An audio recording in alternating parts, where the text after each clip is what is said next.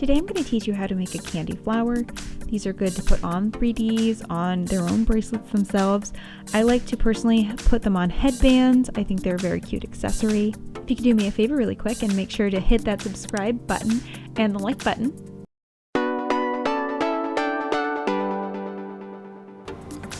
You are going to need scissors, elastic stretch cord, 15 beads for the center of the flower, 40 beads for the outside of the flower. So let's get started. So first step is to take our string and to add on 10 beads. They're going to be the beads that we are using for the center of the flower. We're going to tie this off and we're going to cut off the short end. We are going to shape this to get a pentagon shape, like so, and we are going to start working this almost like it was going to be a star. We are going to add on 3 flower beads. We're going to string through this point, pull it tight, it should look like this, and we're going to continue this all the way around. Once you have finished all of your points, we are going to string into this blue bead here.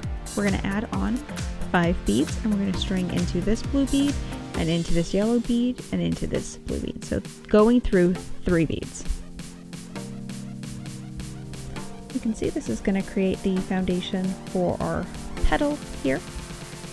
So, and we continue this pattern all the way around. So when you get to the last one, we are going to string into here, into here. So now we are going to take our last 5 beads. We're going to add a bead on, and then we're going to string through each one of these points to create that 3D look, and continue this all the way around. When you get to the last point, we're going to string into here, and we're going to string into the first bead that we just added. Pull that tight, and now we are going to string into each one of the 5 beads we added on, and we are going to pull that together so they are touching. Then we're going to string down into this bead and tie it off.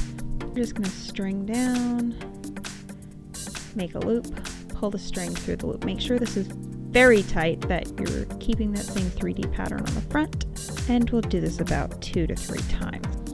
Then you can take your scissors, cut off the excess. Congratulations, you've made your very own candy flower. If you like this tutorial, make sure to hit the like button. Hit subscribe if you want to see more content from me. Make sure to go to my website, www.gingercandytutorials.com, where you can check out my shop, my blogs, all of the other content that I'm creating beyond just these tutorials. If you have any questions at all, you can always leave me a comment below or send me a message on Instagram. Thanks for watching, and I will see you guys later. Bye.